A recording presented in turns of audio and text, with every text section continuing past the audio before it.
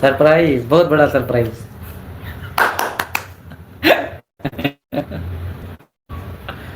माशाल्लाह, चांद नजर आया, चांद के साथ साथ दूसरा चांद भी नजर आया। आने वाली खबर जो भी होंगे बेहतर से बेहतरीन होंगे।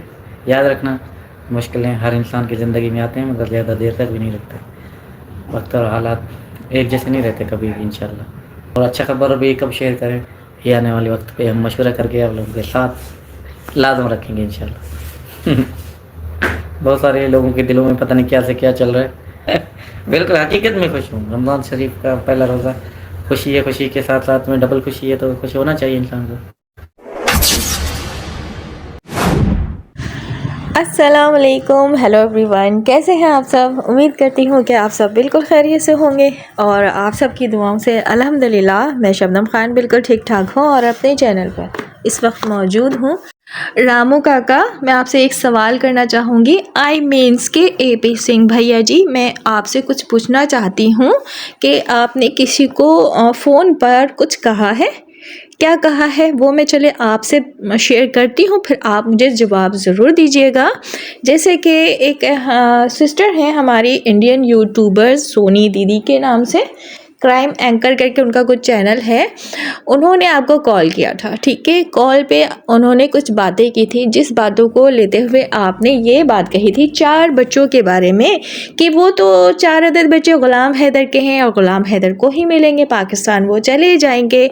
जब आपको AP भैया ये बात पता है तो फिर आप भगोड़ी को इतना सपोर्ट क्यों करते हो। जैसे कि अभी आपने जो तमाशा लगाया हुआ था 2 तारीख को, गोद भराई की रस्म जो आप खुद कर रहे थे, जहाँ पे औरतों को रस्म करनी चाहिए थी, वहाँ पर आप बैठकर रस्म का खेल खेल रहे थे और TRP हासिल कर रहे थे। तो क्या उस वक्त आपको ये नहीं पता कि ये पाकिस्तानी महिला है और जिस 4 अदद बच्चों के बारे में आप बात कर रहे थे कि वो पाकिस्तानी हैं और हैदर के हैं, वो तो चले ही जाएंगे, तो क्या ये भगोड़ी नहीं जाएगी। अच्छा जी, इस भगोड़ी को आपको पूरा मतलब पूरी ज़िंदगी के लिए हिंदुस्तान में रखने का इरादा है ना, जब भी तो आप उसको डुगडुगी बजाकर नचा रहे हैं 2 साल से। असल में 2 साल से हम सिर्फ भगोड़ी को ही टारगेट करते हैं और करते आ रहे हैं, क्योंकि आपने भगोड़ी को इतना बदनाम कर दिया है और करवा दिया है, अपने स्क्रिप्ट लिख कर देकर भगोड़ी से एक्टिंग करवा कर। असल में असल माइंड गेमर तो आप हैं। आपके हाथ में इस भगोड़ी की रस्सी है, जिस तरह आप चाहें उससे डुगडुगी बजाकर आप नचाते रहते हैं और जब चाहते हैं रस्सी खींच लेते हैं। फिर उसे तकलीफ़ होती है और तकलीफ़ इसलिए होती है कि उसके 4 अदद बच्चे हैं, वो मजबूर है आपके डुगडुगी पर नाचने के लिए, इसलिए तो हम उसे नचनिया कहते हैं। और आप उसके ये अल्फाज उसके लिए सुनकर बहुत खुश होते हो, क्योंकि इस अल्फाज पे, इस नचनिया को देखने के लिए हम उसके यूट्यूब चैनल पर जाते हैं, जिस पे व्यूज़ आते हैं और व्यूज़ आते हैं तो डॉलर बनते हैं और डॉलर बनते हैं तो वो डॉलर आपके पॉकेट में जाते हैं। फिर आप कहाँ कहाँ उस डॉलर को बांटते हैं। इस भगोड़ी को हिंदुस्तान में रखने के लिए सपोर्ट चाहते हैं ना, बड़े बड़े जो पर्सन है, बड़े बड़े जो कहते हैं ना मगरमच्छ है, उनको आप उसकी पेमेंट देते हैं ताकि इस केस में गड़बड़ की जाए और गड़बड़ करके फिर इस भगोड़ी को आप यहाँ पर नचा सकें और अपनी जेब जो है गर्म कर सकें और उसके बाद कोठे पर इसको बिठा सकें। क्योंकि ऐसी औरतों का जो मुस्तकबिल होता है वो रेड लाइट ही होता है, यानी कोठा होता है। और इसे नचाकर आपको गैरत तो आती नहीं है। नाम का आप AP भैया सीमा के बने बैठे हैं, लेकिन भैया जो है वो गैरतमंद होते हैं। लेकिन आप कैसे AP भैया हैं जो आप में गैरत नाम की इतनी सी भी चीज़ नहीं है। अगर आप असल में सीमा भगोड़ी के भैया होते ना तो सोशल मीडिया पर उसको नचा नहीं रहे होते, सोशल मीडिया उसको चलाने की तरगीब नहीं दे रहे होते। तरगीब का मतलब पता है ना आप लोगों को, कि मतलब मशवरा, क्लास नहीं दे रहे होते।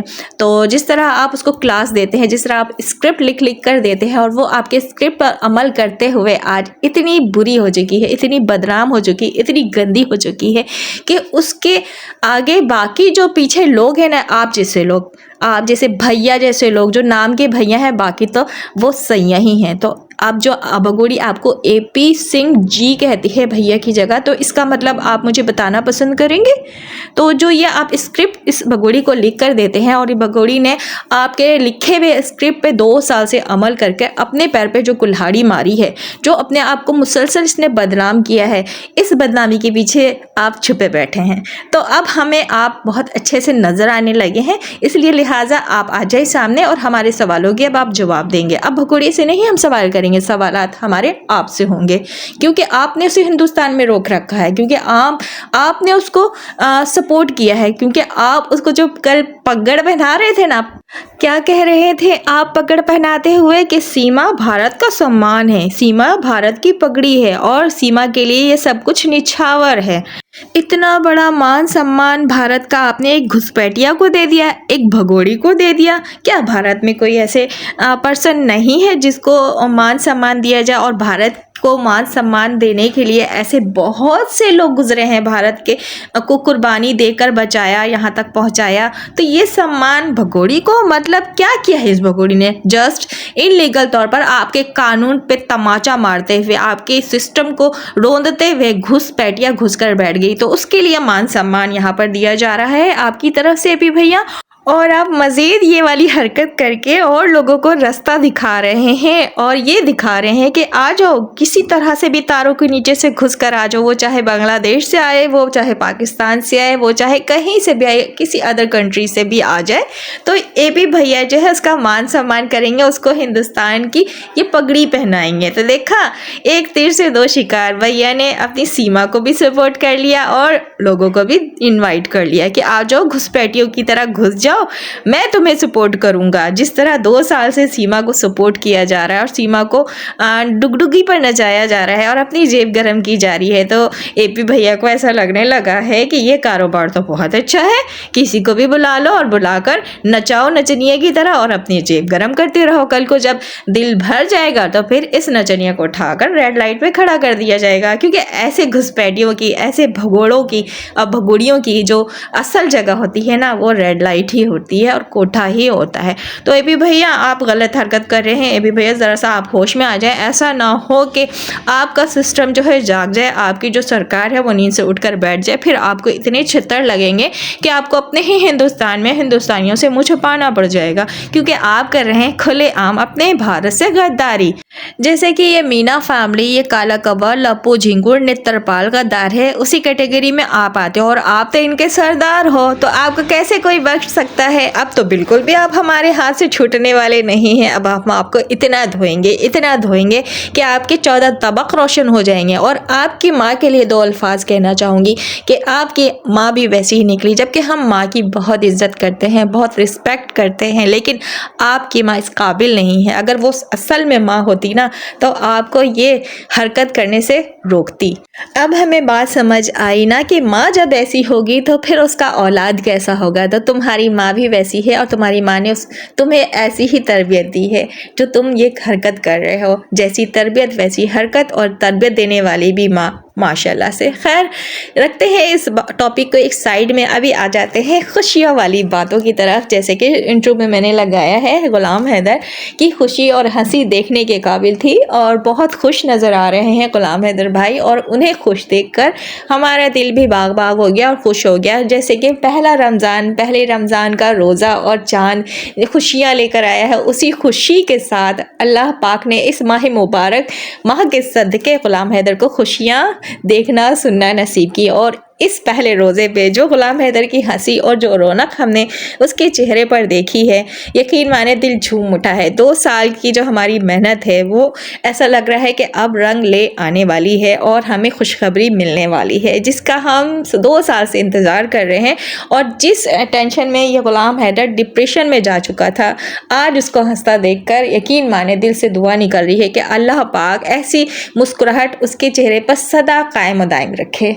आमीन सुम्मा आमीन। लेकिन बात करेंगे कि असल में ये ग़ुलाम हैदर खुश क्यों है, कौन सी ऐसी बात है, कौन सी ऐसी खुशखबरी है जो ग़ुलाम हैदर को मिली है, जो हमसे शेयर करने के लिए वो बेताब हुआ है। और ग़ुलाम हैदर ने लाइव की और लाइव में अपनी खुशी बयान करा, लेकिन उसने वहाँ पे ये बात करा कि अभी मैं खुशी शेयर नहीं कर रहा हूँ, मशवरा कर लेता हूँ, फिर आप लोगों से भी मैं शेयर करूँगा।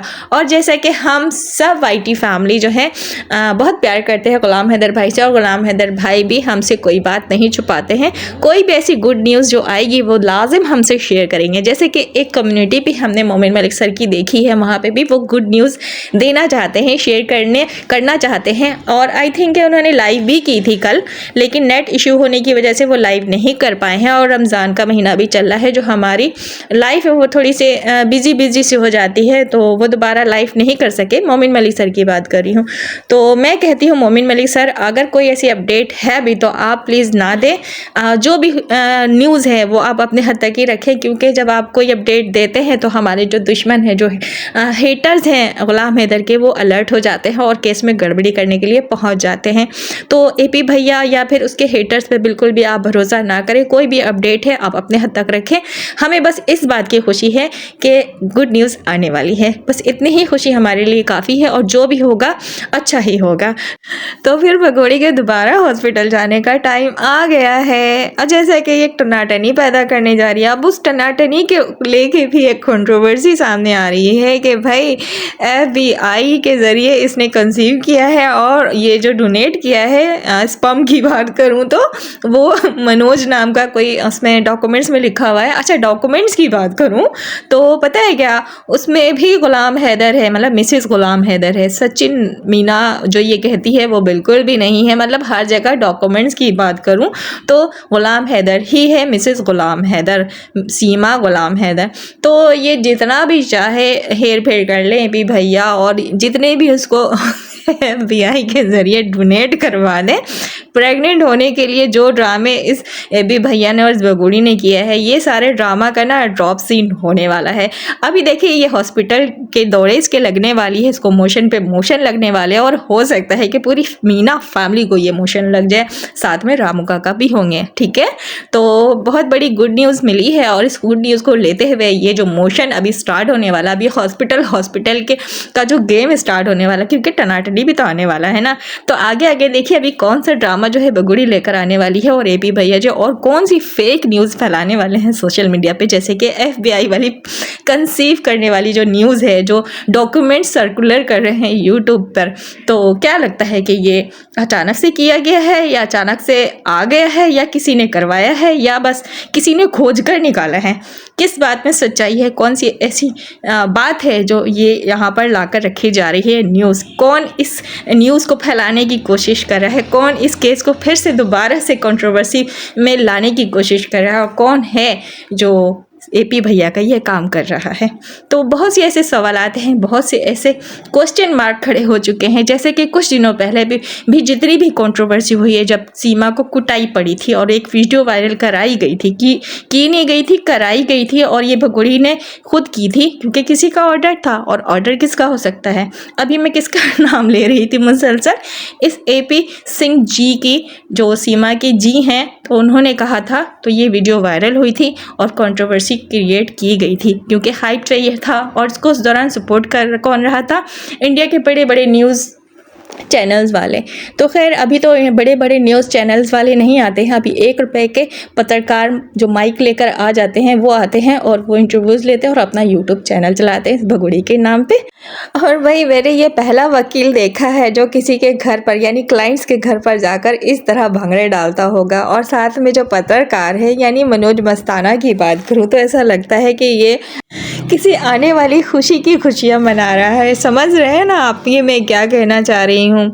मेरी ये वीडियो काश के ये मनोज मस्ताना की अगर बेगम है तो उस तक पहुँच जाए, नहीं है तो चलो ठीक है, कोई बात नहीं। ये लोग तो बेगैरत लोग हैं, इनको तो गैरत आनी नहीं है, और हमारा जो काम है यहाँ पर झूठे को उसके घर तक पहुँचाने का काम है। सो मैंने कर दिया है, और इंशाल्लाह इस काम में मेरा भी हिस्सा बराबर का रहेगा। जैसे कि माशाल्लाह से जो ग़ुलाम हैदर के सपोर्टर्स हैं, जो सपोर्ट कर रहे हैं वीडियो की सूरत में, और ज़्यादातर कहूँ तो हिंदुस्तानी भाई बहन हैं, तो उनका भी दिल से बहुत शुक्रिया अदा करती हूँ मैं, क्योंकि हैदर भाई का शुरू से लेके अब तक ये लोग साथ दे रहे हैं। जो मुखलिस हैं उनकी मैं बात कर रही हूँ, तो उनको ही मैं कहना चाहूँगी कि भगोड़ी के टॉपिक को लेकर ना थोड़ा सा आप चेंजिंग कीजिए आप लोग।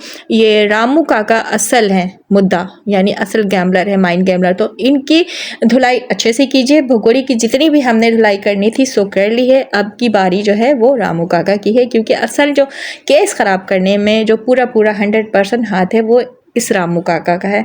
तो रामू काका को आसानी से नहीं छोड़ना है, इस मीना फैमिली को आसानी से नहीं छोड़ना है, नेत्रपाल को नहीं छोड़ना है, इस लप्पू झिंगुर कड़ी में बघार को नहीं छोड़ना है। तो बस ये था मेरा रिएक्शन, और आई होप कि मैंने जो पॉइंट्स रखी है, मैंने जो यहाँ पे बातें की हैं, आप लोगों को समझ आई होगी। अपनी राय कमेंट्स बॉक्स में लाजमी दीजिएगा। इजाज़त दीजिए, अल्लाह हाफिज़।